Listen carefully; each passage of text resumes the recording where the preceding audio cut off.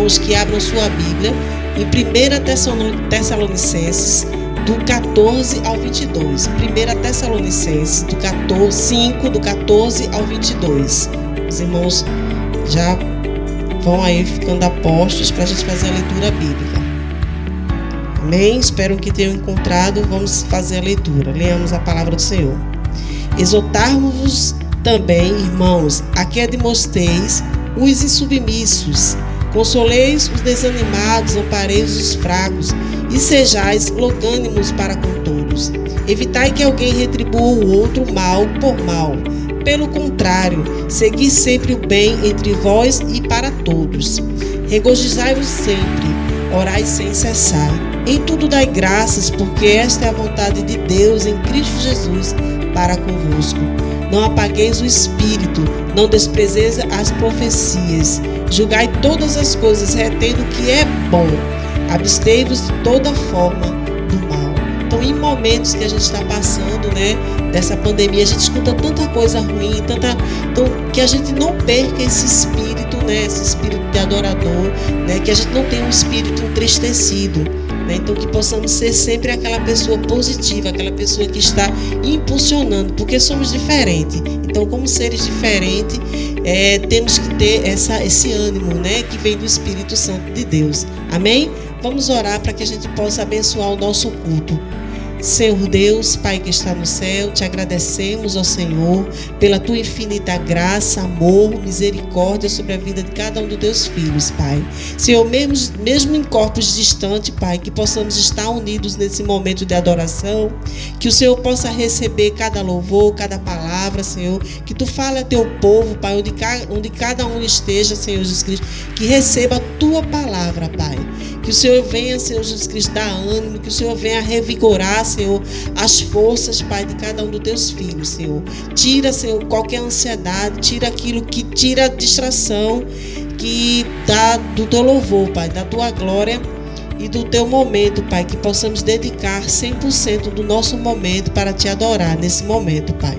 Obrigado por tudo que tu és, Senhor Jesus Cristo. Fica conosco, Pai, em nome de Cristo Jesus. Amém.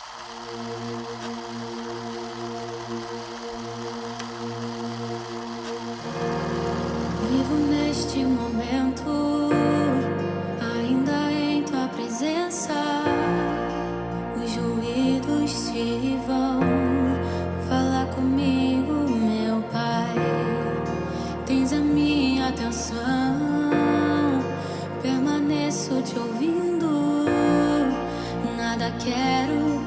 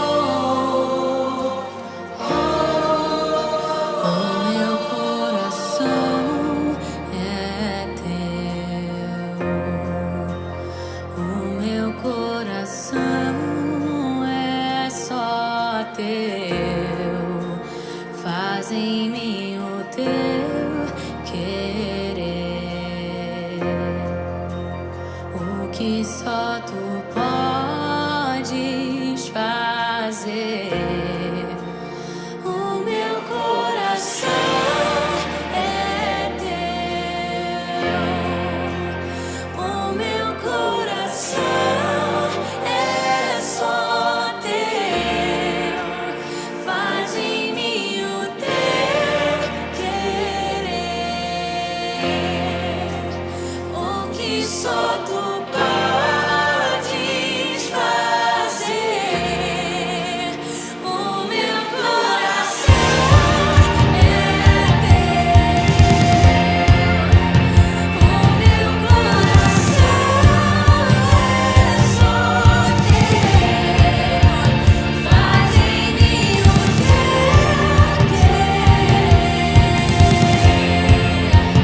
o que só tu podes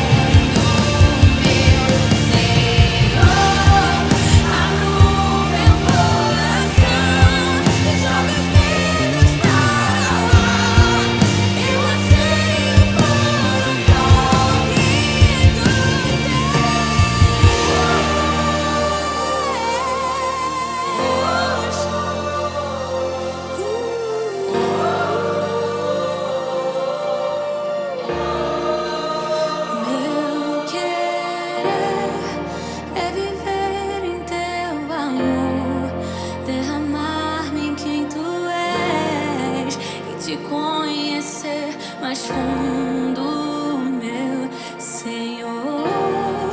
Abro o meu coração, jogo os medos para o ar. Eu anseio por um toque dos céus.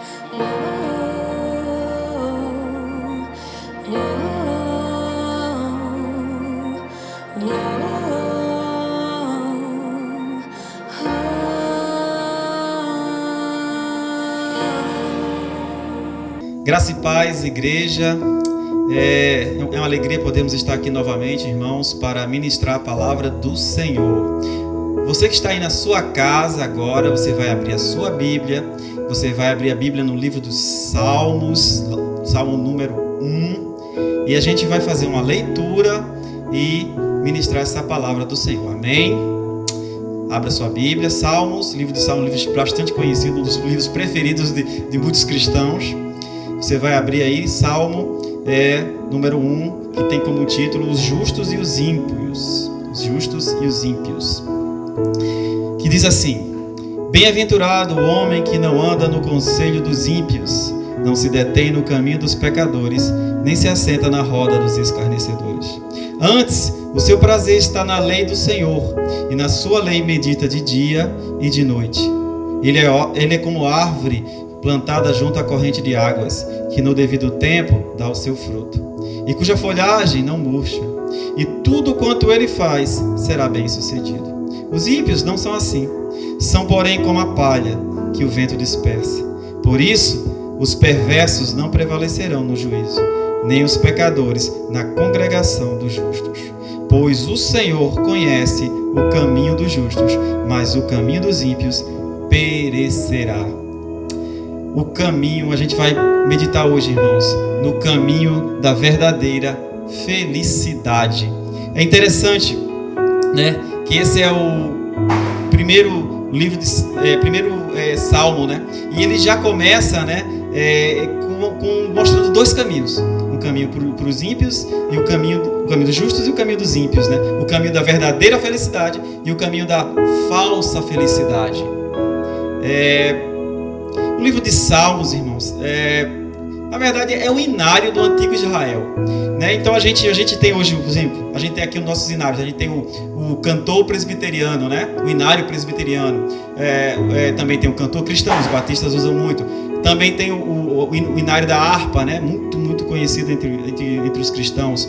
Mas o antigo Israel tinha o saltério, que é o livro de Salmos. E todo judeu, ele na verdade, em vez de louvar esses hinos, né, que a gente conhece, eles louvavam os salmos. Mas algumas pessoas se confundem, ou pelo menos entendem errado, ou pode ter uma percepção errada, no sentido de que o livro de Salmos é apenas um louvor, agradecimentos, uma coisa meramente etérea, de apenas adoração. Não! É a palavra de Deus. No livro de Salmos encontramos sabedoria, como nesse salmo, por exemplo. Esse salmo de número 1, ele não é um salmo de louvor e adoração. Ele, na verdade, ele é uma palavra, ele é um salmo de sabedoria. Ele está muito próximo dos provérbios, por exemplo. O Senhor Jesus, conhecia muito bem os salmos. Ele enquanto homem, era judeu, né? Com certeza louvou muito desses salmos. E é interessante lembrar lá no Sermão do Monte, quando ele diz assim: entrai pela porta estreita, porque larga é a porta e espaçoso o caminho que conduz para a perdição. E são muitos os que entram por ela. Porque estreita é a porta e apertado o caminho que conduz para a vida, e são poucos os que acertam com ela. É interessante, Jesus, ecoando esse Salmo 1, lá no Sermão do Monte, ele vem com essa parábola, com esse sermão, né? Com essa pregação das duas estradas, também dos dois caminhos, a porta estreita e a porta larga. É interessante ele frisar o que ele diz, que muitos entram por essa porta larga. Por quê? Porque esse é o entendimento de muitos da verdadeira felicidade. O entendimento segundo o mundo da felicidade é isso. O entendimento da felicidade segundo o mundo é fazer o seu próprio desejo, é satisfazer a carne, é a ambição, são os prazeres, é o status, é a ostentação, é poder, é riquezas. Essa é a felicidade segundo os ímpios, segundo o mundo. Mas será que é essa a felicidade segundo Deus, segundo a palavra do Senhor? De forma alguma.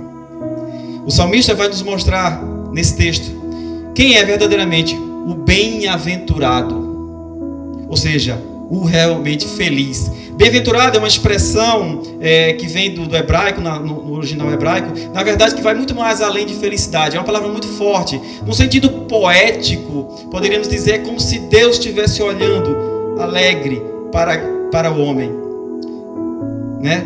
É Deus com seu favor, olhando com seu rosto para o homem, né? O favor de Deus está sempre sobre aquele homem, o justo. Esse verdadeiramente é bem-aventurado, verdadeiramente é feliz. Já os justos não.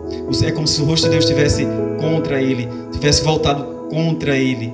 Esse ímpio, ele pode até prosperar, ele pode ser rico, e muitos de nós vamos ver isso. Quantos de nós não conhecemos pessoas extremamente ímpias, extremamente que não querem nem saber de Deus, mas que estão prósperas e aparentemente felizes. O salmista, inclusive, nesse livro dos Salmos, no Salmo 73, ele fala sobre o problema da prosperidade dos ímpios. E ele fica confuso, ele tem uma intriga.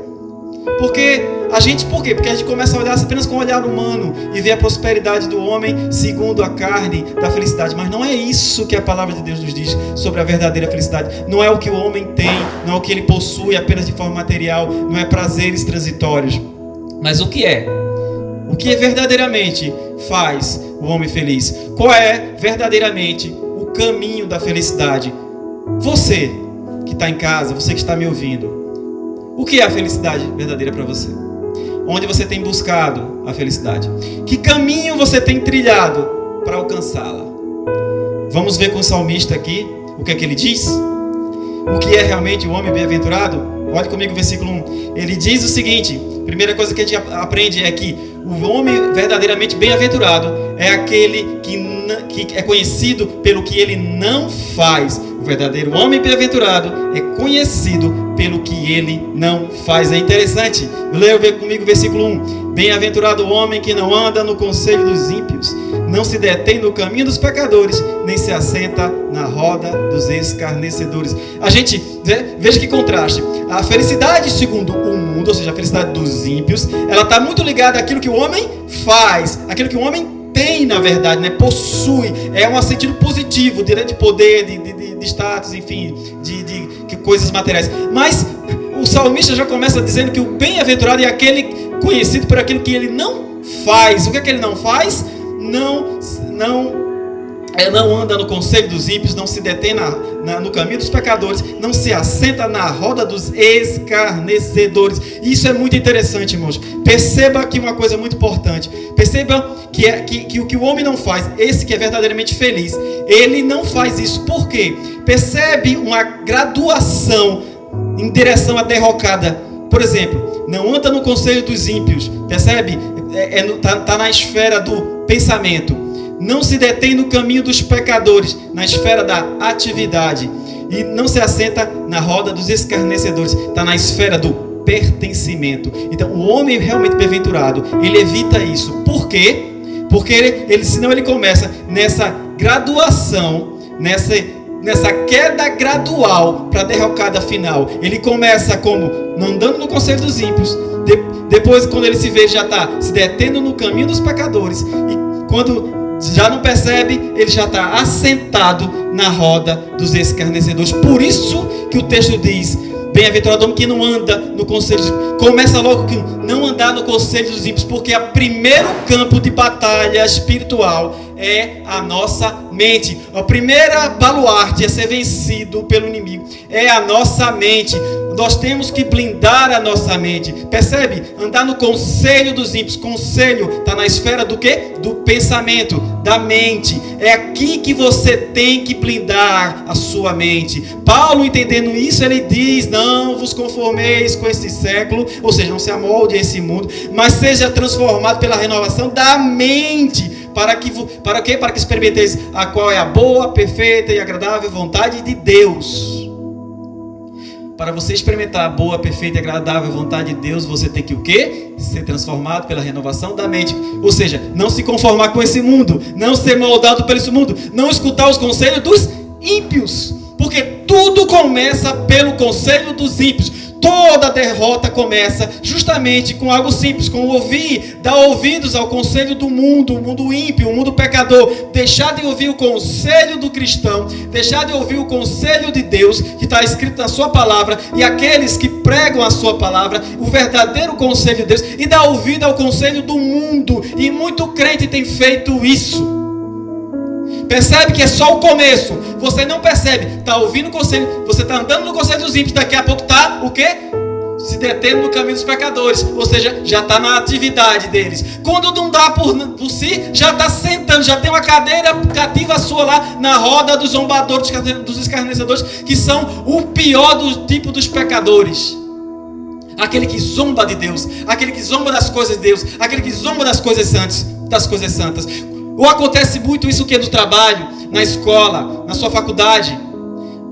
Quando você não tem pulso, quando você não veio uma verdadeira vida cristã, quando você começa a dar ouvido ao conselho dos ímpios, você chega lá crente e a pessoa, não, é crente. Aí você começa já a dar aquele ouvido aos conselhos que não são cristãos. Aí a turma já começa a abrir, ele gosta. Aí você já começa o quê? A estar se comportando parecido, você já está se detendo no caminho deles. Quando vê, você já está lá, já tem uma cadeira aqui para tu, senta aqui que a gente vai começar aquela historinha, aquelas brincadeiras, aquela zombaria. Tem um lugar aqui, irmão, está aqui. Você tem dado ouvido ao conselho dos ímpios ou ao conselho de Deus? Quem tem sido teu conselheiro? O que você tem assistido, ouvido, lido? Há um Provérbios que diz, Provérbios 4, 23, sobre tudo o que se deve guardar, guarda o teu coração, porque dele procede todas as fontes de vida. Coração na Bíblia é mente. Percebe? De tudo que você deve guardar, guarda o que é o seu coração, ou seja, tua mente, porque dela procede todas as fontes da vida. Onde está o teu coração, onde está o teu tesouro, aí estará o teu coração. Ou seja, onde está aquilo que você mais estima, aquilo que você mais dá valor, aí vai estar o teu coração. O que é que você tem dado mais valor? Ao conselho dos ímpios ou à palavra de Deus? Ao conselho de Deus. Porque onde está o teu tesouro, aí estará o teu coração. E o que é que você deve guardar? O teu coração. Você tem assistido o quê? Você tem lido o quê? Você tem visto o quê?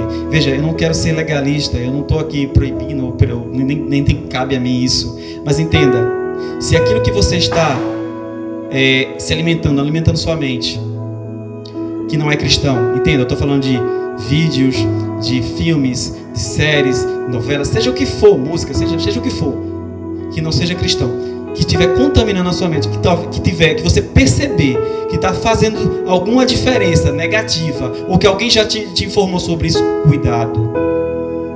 Examine a si mesmo. Pare. Porque tudo começa pelo conselho dos ímpios. E aqui vai mais uma advertência importante. Entenda o que eu vou falar, por favor. Você que é cristão, você que pode estar passando por alguma situação difícil emocional, alguma situação mental, isso é normal, todos somos normais, estamos sujeitos a isso mesmo, a problemas de tristeza, depressão, ou seja lá o que for, algum problema de ansiedade. Cuidado com a quem você vai consultar, cuidado com a psicologia secular. Eu não estou falando contra a psicologia, mas busque psicólogos cristãos, busque aquele que conhece a sua fé, porque muitos cristãos buscando o seu cuidado, que é legítimo buscar psicólogos, mas pessoas ímpias vão dar conselhos a você, tenha certeza, segundo o mundo. A primeira coisa que vão dizer, você tem que deixar esses dogmas religiosos, que é isso que vai estar te oprimindo. Eu já ouvi muito sobre isso nos seminários, testemunhos sobre isso. Cuidado, irmão. Entenda o que eu estou falando. Não estou falando contra a psicologia, mas estou falando contra a psicologia que se revolta contra Deus, a psicologia secularista humana. Mas busque a muitos profissionais cristãos. Busque, se tiver que buscar. Cuidado com quem tem sido teu conselheiro. Isaías, profetizando sobre Jesus, né? O profeta Isaías é o profeta mais messiânico de toda a Bíblia. Lá no capítulo 9, versículo 6, ele vai dizer assim: porque um menino nos nasceu, um filho se nos deu, o governo está sobre os seus ombros, e o seu nome será Maravilhoso Conselheiro, Deus Forte, Pai da eternidade, Príncipe da paz. Maravilhoso Conselheiro. Ele é o nosso maravilhoso conselheiro. Siga o conselho do Senhor. Siga o conselho de Deus. Siga o conselho da sua palavra. Não siga o conselho dos ímpios. Amém, irmãos? Mas o verdadeiro bem-aventurado, o verdadeiro feliz, o caminho dele também é conhecido, irmãos. Ele é conhecido também. Ele é conhecido pelo que ele não faz, mas também ele é conhecido pelo que ele faz. Veja aqui o versículo 2. Antes, o seu prazer está na lei do Senhor, e na sua lei medita de dia e de noite. O verdadeiro bem-aventurado, ele medita na lei do Senhor de dia e de noite. Veja o contraste. O verdadeiro bem-aventurado, o verdadeiro feliz, aquele que realmente está buscando a verdadeira felicidade, ele deixa de seguir o conselho dos ímpios e segue o quê? O conselho de Deus, que é o quê? A sua lei, a sua palavra. Ele não apenas segue, ele medita na sua palavra de dia e de noite. Ele mastiga a palavra, como alguém que rumina a palavra, que mastiga a comida, o alimento sólido. Ele mastiga o alimento espiritual em sua mente. Ele está ali, martelando a palavra, pensando nela. Como é que eu faço isso? Como é que eu vou viver essa palavra? Como é que eu vou viver isso aqui que Jesus está falando? Como é que eu vou dizer isso aqui que o apóstolo Paulo está falando? Ele fica meditando. Meditar numa palavra não é como na meditação transcendental da oriental, não é aquela coisa de um mantra, ficar repetindo a palavra várias das vezes para ver se ela entra na cabeça. Não é isso. É buscar o entendimento, é refletir na palavra do Senhor, buscando o entendimento sobre ela, para vivê-la, para pô-la em prática. Porque aquele que não pratica a palavra, na verdade está enganando a si mesmo. Mas aquele que pratica, não, ele se realmente está fazendo a vontade de Deus. Só que para você fazer e para você praticar, você tem que entender o que é para fazer. Você vai ter que meditar na palavra. Você tem que saber o que é que Jesus, o que é que o Senhor, o que é que toda a Bíblia está querendo realmente dizer para você realmente fazer. Por isso que é importante meditar na palavra do Senhor de dia e de noite. Esse é o verdadeiro feliz. O homem feliz é esse que medita, não que segue o conselho de Deus, mas que segue o conselho de Deus. Há uma parábola lá nos evangelhos muito conhecida, tanto lá, está lá em Mateus, está lá em Marcos, está lá em Lucas, chamada parábola do semeador. Todo mundo conhece, espero que conheça. Que basicamente foi lá na região da Galileia. Jesus senta então num barquinho e tem uma grande multidão. Lá em Marcos 4 diz até assim, uma numerosa multidão, até inclusive enfatiza. E essa numerosa multidão para ouvir o Senhor, e ele começa a explicar lá essa parábola. E ele fala, né, que saiu o semeador a semear, e caiu uma semente na beira do caminho, outra caiu num terreno espinhoso, outra caiu em terreno rochoso, mas uma caiu em boa terra. E só essa foi que realmente vingou e frutificou, a 100 por 1, a 60 por 1, a 30 por 1. E no final da parábola, ele diz assim: quem tem ouvidos para ouvir, ouça. Quem tem para ouvidos para ouvir o quê? Ele, né? A parábola. Quem é que está falando? Jesus. Quem tem ouvidos, é como se ele estivesse dizendo: quem tem ouvidos para me ouvir, ouça, me ouça. Ora, todo mundo tem ouvido ali. Mas a multidão foi embora. Foi embora todo mundo. Ficou apenas os 12 apóstolos, mais os discípulos, ou seja, mais os chegados. Ficaram e perguntaram: mestre, ensina-nos aquela parábola. E ele volta para eles e diz assim: a vós outros é dado conhecer os mistérios do reino de Deus.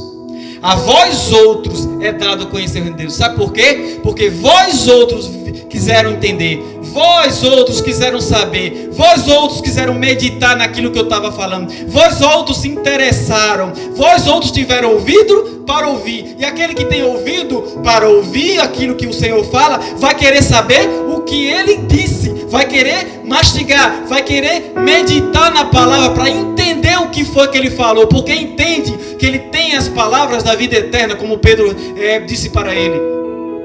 E aquele que entende que esse é que tem as palavras da vida eterna, não vai deixar de buscar essa palavra de jeito nenhum. Não vai trocar as palavras do Senhor pelas palavras do mundo. Não vai deixar de trocar o conselho do Senhor pelo conselho dos ímpios. Por isso, a eles foi dado a saber a explicação da parábola. Eles eram a boa terra, que caiu a semente e frutificaram. Sabe por quê, irmãos? Porque esse é o nosso terceiro ponto. Os verdadeiros, o homem verdadeiro bem-aventurado, o caminho desse homem é conhecido, né? O bem-aventurado é conhecido pelo que ele não faz, pelo que ele faz, mas também pelo que ele é. E o que é que ele é? Versículo 3, ele é como árvore plantada junto à corrente de águas, que no devido tempo dá o seu fruto, cuja folhagem não murcha, e tudo quanto ele faz será bem sucedido. O verdadeiro feliz, o verdadeiro bem-aventurado é conhecido pelo que ele é. Você tem dado fruto, irmão? Porque o verdadeiro homem feliz é o que dá fruto. É interessante esse texto. Não tem como não perceber a paralelo com o texto de Jeremias 17.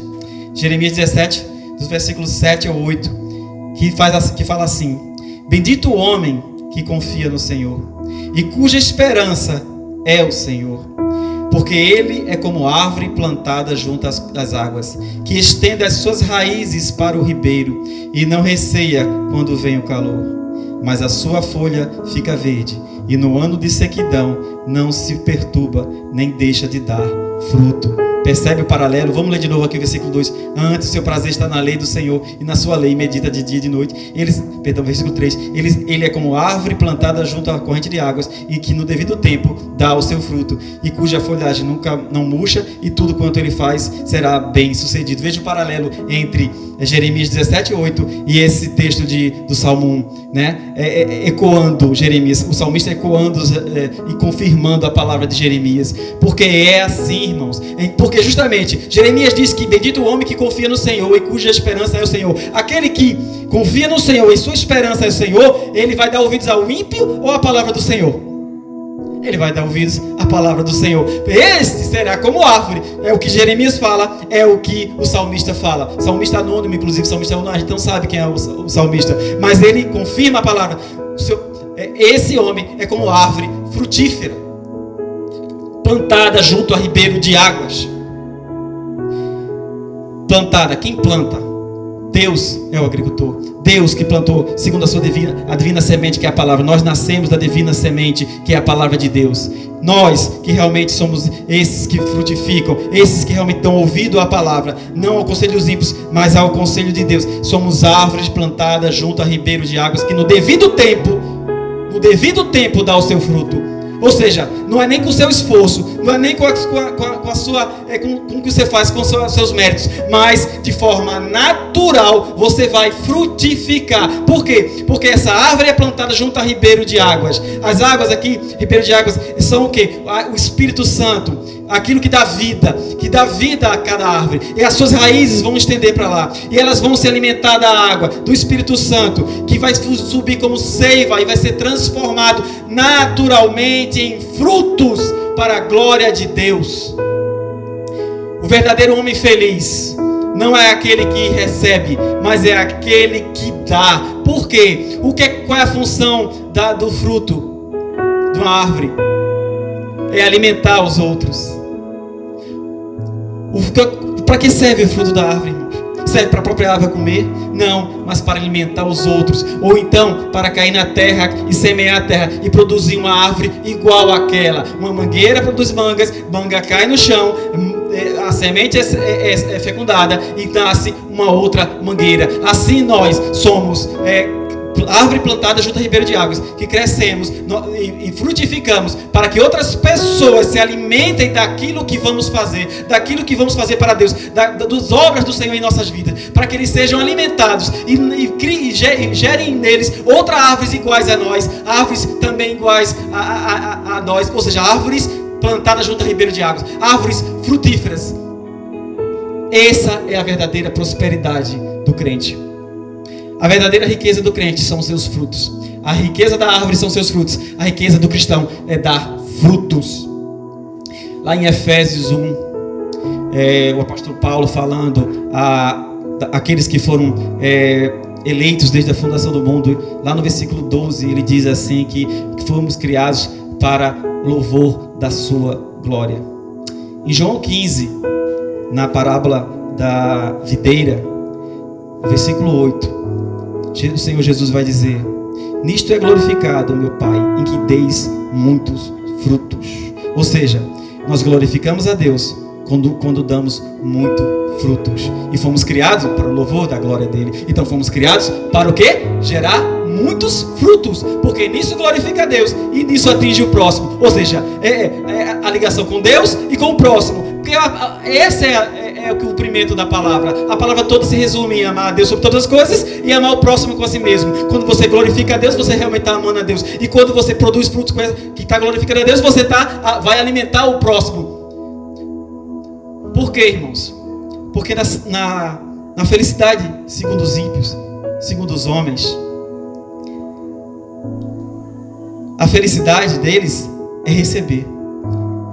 Mas a felicidade, segundo Deus, a felicidade, segundo a palavra, segundo o homem de Deus, na verdade, é dar, é oferecer, é ter o que oferecer. O apóstolo Paulo, entendendo isso, lá em Atos 20, 35, se referindo às palavras do Senhor, ele diz: antes, bem-aventurado é dar do que receber. Antes, feliz é aquele que dá do que o que recebe, porque aquele que dá é o que frutificou, é aquele que está produzindo pelo Senhor, pelo Espírito, pela seiva que está sendo alimentada pelas águas vivas, pelas águas correntes, na qual essa árvore foi plantada junto. Irmãos, essa é a verdadeira felicidade. Felicidade não é ter grandes coisas materiais, mas é ser usado por Deus, é frutificar para a glória de Deus. Então, o homem realmente bem-aventurado, ele é conhecido pelo que ele não faz, ele não anda no conselho dos ímpios.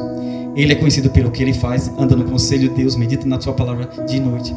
Ele é conhecido pelo que ele é árvore plantada junto à corrente de águas.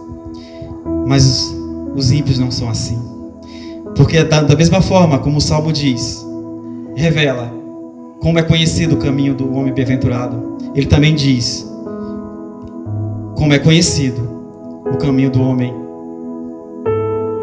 ímpio, ou seja, que busca a felicidade segundo o mundo, que busca a ostentação do mundo, que busca os prazeres do mundo. Veja comigo aí o versículo 4. Os ímpios não são assim. São, porém, como a palha que o vento dispersa. Olha o versículo 5. Por isso, os perversos não prevalecerão no juízo, nem os pecadores na congregação dos justos. Os ímpios não são assim. Percebe a comparação? Ele nem diz aqui que os ímpios são como árvore seca. Ele diz que são como palha. Ou seja, o caminho dos pecadores, dos ímpios, também é conhecido. O caminho deles, assim como o caminho dos justos é conhecido, dos verdadeiros felizes, né? O caminho dos que se dizem felizes ou que se buscam a felicidade do mundo também é conhecida. A vida deles é como palha, eles são como palha, não são nem como árvore seca, são como palha. A árvore tem peso, a árvore tem raiz. Palha não tem peso, não tem raiz, é levado pelo vento. Serve para ser queimado. A imagem aqui é interessante. Você olhar lá para o antigo Israel, as mulheres que ficavam lá semeando, né, colhendo o trigo e catando o trigo, e ela estava na joeira, é como se fosse uma espécie de peneira, mas não é bem exatamente, que fica jogando e vai caindo aqui a semente do trigo que tem peso, e a palha vai sendo levada pelo vento, porque não serve para nada. Esses são os ímpios. Esse é o destino dos ímpios. Esse é o destino daquele que busca a felicidade segundo o mundo, que busca o conselho do mundo. Olha o final deles, versículo 5. Por isso os perversos não prevalecerão no juízo. Já está falando aqui escatologicamente, lá no juízo, lá no fim, no dia do juízo, eles não prevalecerão. Pois eles podem prevalecer aqui nesse tempo. Sim, você vai conhecer, você conhece, eu conheço muita gente que está ali prosperando, ricando, ostentando, zombando e dizendo assim: olha esses bobos aí desses crentes, eu estou aqui rico, eu estou feliz de vocês aí sofrendo. É verdade, muita gente fica até preocupado, como o salmista lá mesmo no Salmo 73, o Salmo Asaf, ele fica preocupado com a prosperidade dos ímpios, mas depois ele vai se atentar no final. Ele vai ver no final, no Salmo 73, ele fica até com inveja. Salmo 73, não precisa abrir não, eu vou aqui ler para você, e você me acompanha. Salmo 73, que diz assim, o problema da prosperidade dos maus. Ele diz assim, versículo 3: pois eu invejava os arrogantes ao ver a prosperidade dos perversos. Para eles não há preocupações do seu corpo, o seu corpo é sadio e nédio, não partilham das canseiras dos mortais, e segue assim. E ele ficou perturbado, mas aí no versículo 12 ele continua: eis que são estes ímpios e sempre tranquilos, aumentam suas riquezas. Ele ficou confuso, por que isso, Deus? Mas aí no versículo 16, eu estou falando do Salmo 73, ok, irmãos? Ele diz assim, em só refletir para compreender isso, eu achei muito pesada a tarefa. Mas 17 ele diz: até que entrei no santuário de Deus e atinei com o fim deles. Tu certamente os pões em lugares escorregadios e os fazes cair na destruição. A prosperidade, a felicidade ou a pseudo-felicidade dos ímpios é, na melhor das hipóteses, só restrita a essa vida mortal aqui. Mas o fim deles, meu irmão, é destruição. Ao homem só é permitido viver uma vez, seguindo após isso o juízo, diz o autor Hebreus. Aí eu pergunto a você: Se você sabe o final deles, esses homens que não têm a Cristo, esses homens que não seguem a lei de Deus, os ímpios, os perversos, os pecadores, por que você vai ouvir o conselho deles? Por que você vai se deter no caminho deles? Por que você vai se sentar na roda deles? O final deles é triste, aparentemente bonito, mas não prevalecerão no juízo. E mais, também não prevalecerão na congregação dos justos. Aqui também, ou seja, tanto escatológico como aqui na terra. Muitos desses que vêm, muitos que estão na igreja, que são ímpios, na verdade, são joios, no máximo, joios no meio do trigo. E o Senhor disse que haveria joio dentro do trigo. Aqueles que promovem contendas, discórdias, rachas, eles também não prevalecerão dentro da congregação dos justos. Ou seja, nem no presente, nem no futuro, no dia do juízo. Não ouça o conselho deles, irmãos. O homem realmente feliz, irmãos, não é aquele que segue o conselho dos ímpios. É conhecido pelo que ele não faz. Ou seja, seguir o conselho dos ímpios. É conhecido o homem verdadeiramente feliz. É conhecido pelo que ele faz.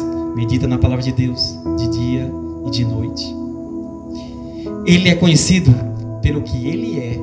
Ele é como árvore plantada junto a ribeiro de águas, que no devido tempo dá seu fruto. Mas o homem verdadeiramente feliz, ele é conhecido pelo próprio Senhor. Veja comigo aqui o versículo 6. Pois o Senhor conhece o caminho dos justos, mas o caminho dos ímpios perecerá. E quando ele fala que conhece o caminho dos justos, ele não está dizendo que ele tem informação sobre os justos. A palavra no hebraico Yadá não é assim. Ela traz a ideia de intimidade, de relacionar-se, de preocupar-se, de identificar-se com os justos. É como se eu estivesse dizendo assim, pois o Senhor se identifica com o caminho do justo. E o caminho é a vida, né? Com a vida do justo. O Senhor se identifica, se relaciona, tem intimidade, tem preocupação. Ele cuida dos justos. O Senhor conhece verdadeiramente, Ele mesmo conhece pessoalmente os justos. Paulo, lá em 2 Timóteo 2,19, ele diz: o Senhor conhece os que lhe pertencem. O Senhor lhe conhece? Você tem andado no caminho dos justos? Você tem buscado o caminho dos justos ou o caminho dos pecadores? Você tem buscado a felicidade segundo a palavra de Deus, ou a felicidade segundo o mundo dos ímpios? Lá em Mateus 7, 22 até o 23, palavra muito conhecida, o Senhor Jesus nos adverte: muitos naquele dia hão de dizer-me: Senhor, Senhor, porventura não temos nós profetizado em Teu nome, e em Teu nome não expelimos demônios, e em Teu nome não fizemos muitos milagres? Então lhes direi explicitamente: nunca vos conheci. Apartai-vos de mim, os que praticais a iniquidade. Expeliam demônios, fizeram milagres, profetizaram em nome do Senhor, mas nunca fui conhecido pelo Senhor. Por quê? Porque praticavam a iniquidade. O que é iniquidade? Ser contra a palavra de Deus, não praticar a palavra de Deus. A palavra iniquidade quer dizer a anomia, ou seja, ser anti a palavra de Deus, ser contrário à palavra de Deus. Não adianta dizer que é crente, não adianta andar com a Bíblia debaixo do braço, mas se não vivemos aquilo que a palavra diz, não seremos como a árvore plantada junto a ribeiro de águas. Se deixarmos de sermos influenciados pelo mundo, não vamos andar no caminho dos justos, mas no caminho dos pecadores. Vamos começar a nos comportar como Ele. Cuidado, irmãos. O Senhor conhece o caminho dos justos, mas o caminho do ímpio perecerá. Que possamos, irmãos, buscar verdadeiramente a verdadeira felicidade, a verdadeira bem-aventurança, que não está nos padrões do mundo, que não está no ter, mas no dar daquilo que é produzido dentro de você, naturalmente, o fruto que nasce da árvore que é plantada junto a ribeiro de águas. Feche os seus olhos. Eu quero orar por você. Deus maravilhoso, Pai querido, oh meu Deus, Pai, blinda a nossa mente. Nos ajuda, meu Senhor, a não nos conformarmos com esse século, mas sermos transformados pela renovação da mente, para que possamos sempre experimentar, Senhor, qual é a Tua boa, perfeita e agradável vontade, meu Deus. Que possamos meditar na Tua palavra dia e noite, meu Deus. Sermos realmente como árvore plantada junto a ribeiro de águas, que suas folhas nunca murcham, que demos frutos no devido tempo, Pai. Oh, meu Deus, que não andemos nos conselhos dos ímpios, nem nos detemos no caminho dos pecadores, nem nos assentemos na roda dos escarnecedores. Não, Senhor, misericórdia não, Senhor. Mas que possamos realmente, Pai, termos prazer na Tua lei, termos prazer nas coisas do alto, buscar as coisas do alto onde Cristo está assentado. Oh Deus, faz de nós instrumentos verdadeiros em Tuas mãos, árvores verdadeiramente frutíferas. Pai, em nome de Jesus, torna-nos, meu Deus, realmente árvores frutíferas. Faz de nós, meu Deus, aquilo que Tu queres que nós sejamos, segundo a Tua vontade, em nome de Jesus. Amém, irmãos? Queremos, irmãos, agradecer. Tenha uma semana abençoada. Medite realmente na palavra do Senhor. Se inscreva aqui no canal, dê um seu like, participe dos cultos, fique atento ao que está sendo publicado ali no zap da igreja, está certo? E agora abaixe sua cabeça, vamos à bênção dos apóstolos, a bênção apostólica. Que a graça do Senhor Jesus, o amor do Pai, a comunhão e a consolação do Divino Espírito Santo esteja sobre esta igreja, sobre cada casa do irmão, e sobre toda a igreja de Cristo Jesus espalhada em toda a face da terra, em nome de Jesus. Amém.